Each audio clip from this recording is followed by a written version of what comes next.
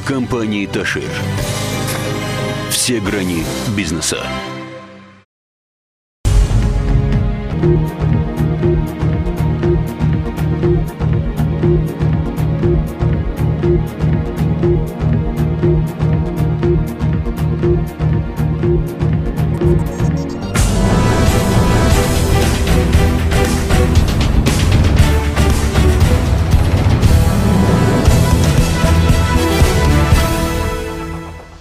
Լոռու մարզպետ Արթուր Նալբանդյանը ընդունել է Մեծավանի երկրորդ դպրոցի աշակերտներին։ Առարկայական օլիմպիադաների մարզային փուլը բուռն ընթացքի մեջ է մոլորակի անդրադարձը եւ Լոռու մարզում տեխնոպարկ ունենալու ցանկությունը հետ ՍՏ գործի է վերածվում։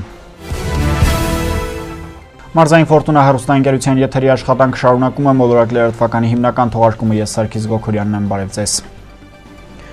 Եվ այսպես այսօր Լոռու մարզպետ Արթուր Նալբանդյանը մարզպետարանի նիստերի դահլիճում ընդունել է Մեծավան համայնքի երկրորդ դպրոցի աշակերտներին, դպրոցի տնօրենին, համայնքապետին եւ շնորհավորել հայասպետ ինտելեկտուալ խաղում առաջին տեղը զբաղեցնելու համար։ Հանդիպմանը ներկա է եղել նաեւ հայասպետ հեռուստախաղի հեղինակ եւ վարող Կարին Տոնոյանը, ով առաջին տեղը զբաղեցրած եւ Լոռու մարզի պատիվը բարձր պահած երեխաներին ոսկե մեդալներ է հանձնել եւս մեկ անգամ շնորհավորելով հաղթանակի կապակցությամբ։ Ապա ներկաները փոխանակվել են նվերներով եւ ծավալվել է քննարկում, խոսվել է ռազմահայրենասիրական դաստիարակության կարեւորության մասին։ Բոլոր մանրամասները տեղ կգտնեն մարզպետարանի ժամ հաղորդաշարի առաջիկա թողարկման մեջ։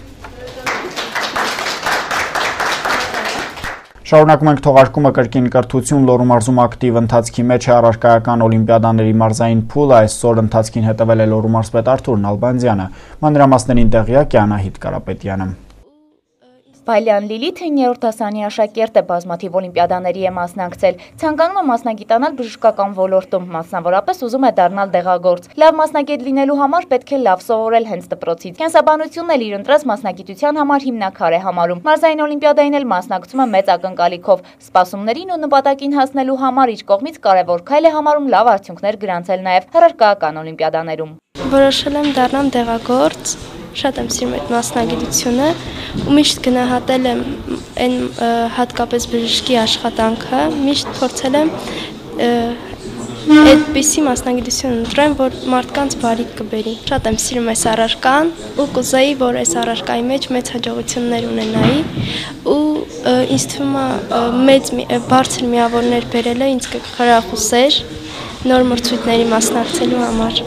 Փետրվարի 22-ից մեկնարկել է դպրոցականների առարկայական օլիմպիադաների մարզային փուլը։ Դասասենյակներում կենսաբանություն առարկայից մարզային փուլ անցած 30 մասնակիցներն են, ովքեր հիմնականում 9-ից 12-րդ դասարանի աշակերտներ են։ Լավագույն արդյունքների համար պայքարում են մարզի բոլոր համայնքների առաջին փուլն անցած դպրոցականները։ Վերջիններիս ընդհանուր թիվը 34-ն է, սակայն 4 աշակերտ տարբեր պատճառներով չեն ներկայացել։ Մինչ մարզպետը կայցելեր օլիմպիադայի մասնակիցներին, ծանոթացանք վերջինների սպասումներին ու թե որքանով են նրանք կարևորում իրենց մասնակցությունն առարկայական օլիմպիադաներում առհասարակ, գերակշռող պատասխանն արդյունավետ փորձն է։ Առաջին հերթին փորձը, ինչու՞ չէ գիտելիքների ձեռքբերումը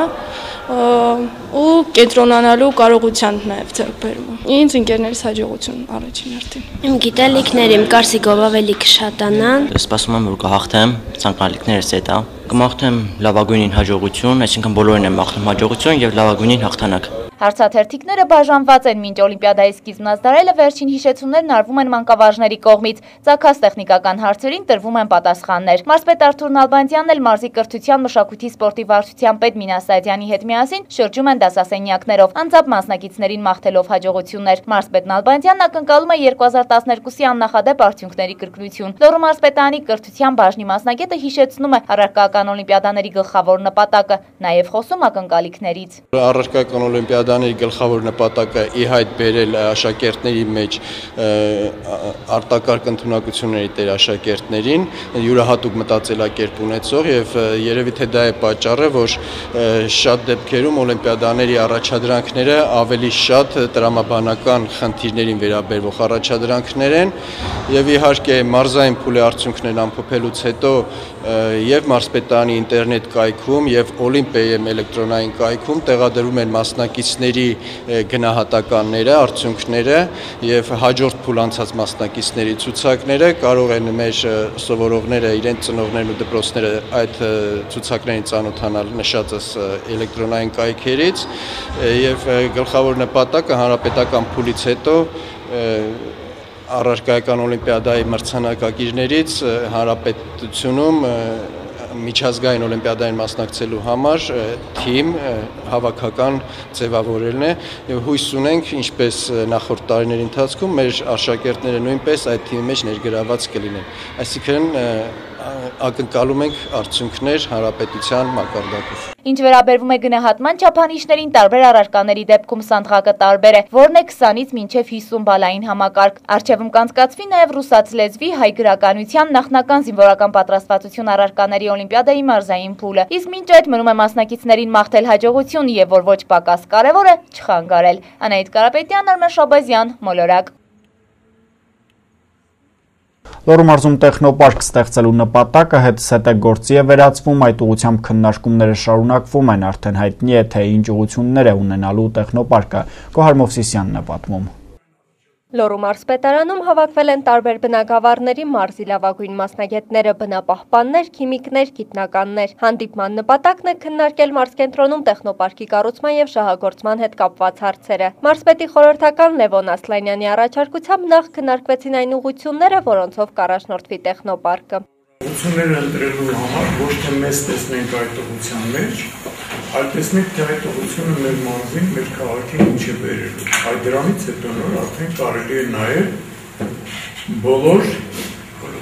ոլորտները։ Լոռու մարզպետ Արթուր Նալբանդյանը նախնական քննարկումների ժամանակ խորհրդակցության մասնակիցներին խորհուրդ է տվել հնարավորինս ճիշտ օգտվել կառավարության կողմից ընձեռնված եզակի հնարավորությունից։ Քանի որ ծրագիրն արդեն ֆինանսավորվում է, ուստի նախնական քայլը կլինի լաբորատորիաների ստեղծում։ Շենքի ընդհանուր վերանորոգման աշխատանքները կավարտվեն ամենաուշը 2015 թվականի վերջին։ Լոռու մարզպետարանի աշխատակազմի ղեկավար Աշոտ Մանուկյանի խոսքով հիմնական շեշտադրումը պետք է լինի փոքր եւ միջին բիզնեսին զարկ տալը։ Շեշտադրումը ավելի շատ դեպի փոքր եւ միջին բիզնեսն առնելու, որովհետեւ ինքը իմաստով տեխնոպարկը դա մի ինկուբատոր է, որը ինքը կարող է ամեն ինչ կարգավորել։ Այստեղ իմ կարծիքով այն է, որ մենք կարողանանք միտքը գործողությունները այնպիսի կատարենք, որ ինքը մեխանիզմը աշխատի։ Հանդիպման ընթացքում եղան բազմաթիվ առաջարկներ խորհրդակցության մասնակիցները միակարծիք են, որ առաջնությունը պետք է տալ IT ոլորտին եւ այն ուղղություններին, որոնք քիչ նյութատար են եւ մեծ ներդրումներ չեն պահանջում։ Մասնավորապես ճշգրիտ մեխանիկան, մեքենաշինությունը, սարքաշինությունը եւ այլն իր խոսքում նշեց Հայաստանի պետական ճարտարագիտական համալսարանի Վանաձորի մասնաճյուղի տնօրեն Արմեն Խարատյանը։ Մի բնակավարը, որը առանց քննարկելու հարց է, դա IT ոլորտն է, որը կարևոր է հանրապետական նշանակության եւ ես գտնում եմ, որ մյուս ոլորտները պետք է նայել մենք, քանի որ մեր մարզում է, մեր մարզի ինչ կարևոր ուղղություններ ունենք, որը գերակայություններ են մեր համար։ Մարզի զարգացման հեռանկարը տեսնելով բնօգտագործման եւ քիմիական արդյունաբերության զարգացման մեջ եղավ նաեւ առաջարկ մեծ ծավալներով վերագործարկել քիմիական գործարանը, որը միաժամանակ կլուծի նաեւ բազում աշխատատեղերի խնդիր։ Առաջարկներից մեկն էլ վերաբերում է ռազմական արդյունաբերության զարգացմանը, մասնավորապես ռոբոտատեխնիկայի ճյուղի զարգացմանը։ Մասնագետների կարծիքով այն իր մեջ ներառում է արդյունաբերության շատ ճյուղեր։ Արդյունքը տեսանելի է զարգացած երկրների օրինակով Իսրայել, Ճապոնիա, Չինաստան եւ այլն։ Խորհրդակցությունն ակտիվ քննարկման ձևով մասնակիցները համոզված են, որ կայացված որոշումների գործնական քայլերի վերածվելը կլինի նպաստ մարզի զարգացման։ Գոհար Մովսիսյան, Համլետ Պապանյան, Մոլորակ։ Մեկ լուր աշխարհից Ղրիմի խորհրդարանը որոշում է ընդունել ինքնավար երկրամասը Ռուսաստանի կազմ մտցնելու վերաբերյալ, ըստ դրա Ղրիմի ապագա կարգավիճակի վերաբերյալ հանրաքվեն կանցկացվի արդեն ապրիլի 16-ին։ Հանրաքվեի ժամանակ երկու հարց է բարձրացվելու Ղրիմի վերադարձը 1992 թվականի սահմանադրությանը եւ Ղրիմի ընդգրկումը Ռուսաստանի կազմի մեջ։ Ուկրաինական հիմնախնդիրը համաշխարհային դիվանագիտական հարթակում քննարկվող թիվ 1 թեման է։ Ռուսաստանի եւ Ուկրաինայի արտգործնախարարները Փարիզում առանձնազրույց են ունեցել Միացյալ Նահանգների պետքարտուղար Ջոն Քերիի հետ։ Բանակցությունները որևէ արդյունք չեն տվել, սակայն կողմերը որոշում են կայացրել շարունակել երկխոսությունը։ Կարճատև դադարից հետո ծանոթացեք նաև եղանագիտեսության Էռնա Անտոնյանի մեկնաբանությամբ, իսկ ես այսքանով ձեզ հրաժեշտ եմ տալիս եւ մաղթում ամենայն բարիք ցտեսություն։ հալվում է ձյունը, հալվում են լյուքս մասնագիտացված խանութ սրահի գները, կանանց միամսյակի արդիվ, գարնանային նոր ցածր գներ եւ անակնկալներ։ Մարտի 8-ից ապրիլի 7-ը ձեզ առաջարկված տեխնիկան գնեք ինքնարժեքով։ Լյուքս մասնագիտացված խանութ սրահ, քաղաք Վանաձոր, Տիգրան Մեծի 28։